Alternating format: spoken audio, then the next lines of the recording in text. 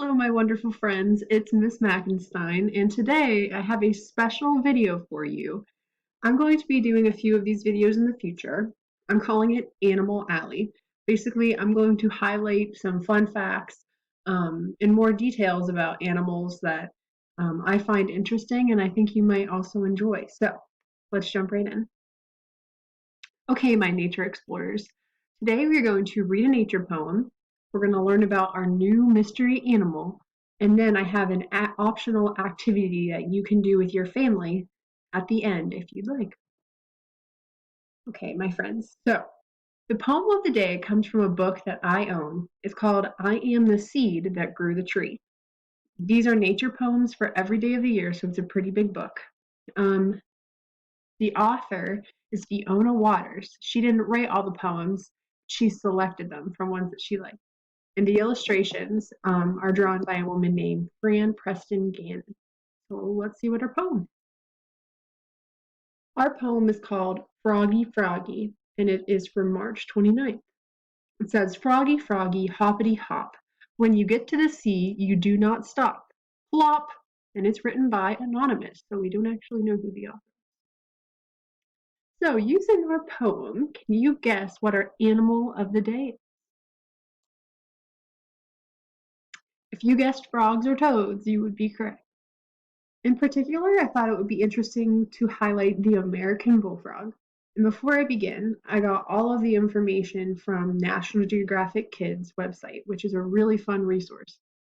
So, the American bullfrog is a type of amphibian.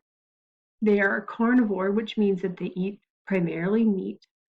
They live about 7 to 9 years in the wild. They're about 3.5 to 6 inches long, which is pretty big for a frog, and they weigh 1.1 pounds, that's a very, very heavy frog. Okay, so the male bullfrog's call is deep and loud, and some people think it's like a cow mooing, which is why they get their name bullfrog. So if you're ever walking by a marsh or near a pond, you might hear a whole chorus of these deep calls that male bullfrogs let out. And this is basically to let other bullfrogs know that this is their spot and they're just trying to claim their territory. So, like I said earlier, bullfrogs are carnivores, which means they eat a lot of meat. So they eat insects, mice, snakes, and even fish. Isn't that wild? And really any small creature that comes across their path. These animals are known to hunt at nighttime, and so they wait patiently until they see something pass by. And then, with their mouth open, they leap towards their prey and gobble it right up. So bullfrogs like warm weather, and when it's cold outside, they dig deep down into the mud and they hibernate, which means that they sleep and they rest during our winter months.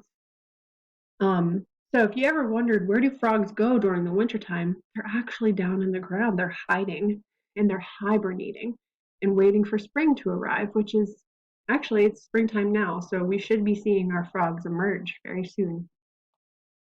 Okay, so earlier I mentioned that frogs are something called amphibians. Now this is a class of animals that is classified by these 3 criteria. They have to be cold-blooded, they have to be a vertebrate, and they have to spend the first part of their life in water, breathing with gills, and the rest of their life on land, breathing with lungs. So I have some pictures here to show you. So, for example, our cold-blooded animals, their body temperature depends on whether it's hot or cold outside. So if it's snowing outside or if it's colder, their bodies are going to be cold. But if the sun is shining and there's a nice gentle breeze, they're going to be nice and warm.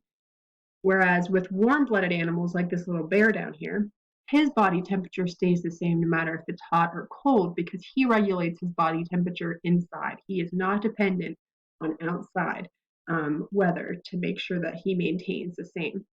So amphibians, which is what our frog friends are, it's really important that they stay the right temperature, which is why they hibernate during the winter time because it becomes too cold for them. Vertebrates, that's a big word. All that basically means is that an animal has a backbone. So these animals have a backbone. And like I said, they spend an early part of their life in water and the rest of it only. And when that occurs, that means this animal has undergone metamorphosis. which is basically the process of transforming from an immature form, any type of immature animal, into an adult animal form in 2 or more distinct stages. So the picture up here really does a good job of displaying all the stages a frog goes through in its life. So first we have the egg. A mommy frog lays all of her eggs in still water. So that could be a pond, that could be a deep puddle in the woods, that could be a slow moving stream. Um, and her eggs stay there in the water. When they hatch, they have gills, like a fish, to help them breathe underwater. And they also have a little tail to help them swim. As they grow into a tadpole with legs, these little legs start to form to prepare the frog to be a young frog. So they also start to form lungs, but they still have their gills.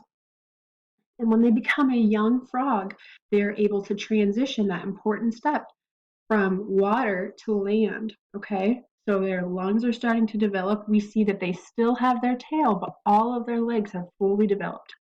And when they're an adult frog, they lose that tail because they don't need it for swimming anymore. They're okay. And the process repeats itself.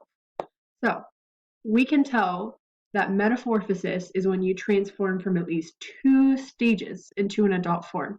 But there are actually 5 different stages in a frog's metamorphosis. So that definitely qualifies frogs to be metamorphic. So coming soon to a backyard near you is the Eastern American toad. Now I can almost guarantee if you've seen a toad before, it's probably been this one. So I have this really cool website I'm going to go on and show you. This is called the PA Herps website.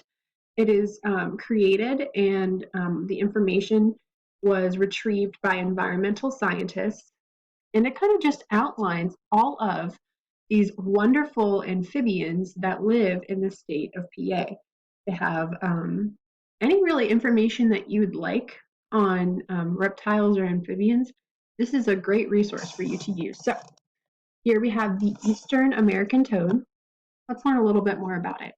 We see here that it is 2 to 3.5 inches of length, full grown, that it is abundant in the wild, which means that there is no chance of this becoming extinct anytime soon. We have an abundance of these animals. They like to live in open fields, meadows, rocky hillsides, forested areas, agricultural lands, that's basically just a fancy word for farmland, and suburban backyards. They are often found near water too because, like I said earlier, mommy frogs like to lay the eggs in water. This website is really awesome because it has pictures of the frogs at every stage in their metamorphic cycle. Also, I'd like to show you what they sound like, so let's listen.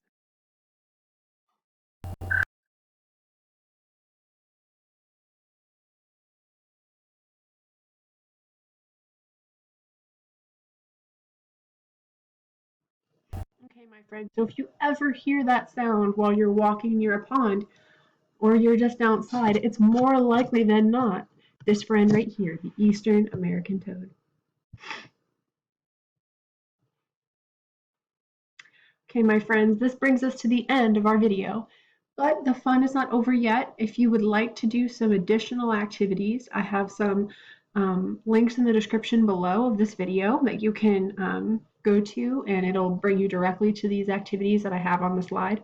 The first activity, parents, is called the Life Cycle of a Frog Printable Activity. Now, this is found on a website called Teachers Pay Teachers, but it is a free resource, so all you have to do is hit download PDF. There's a big download button, then just hit print. You can just print that to your printer. They have 2 different activities. They have the life cycle of a frog coloring page, but then they also have some cut and paste activities that are a little bit more interactive. I really like this, and it was a really cool resource that I found.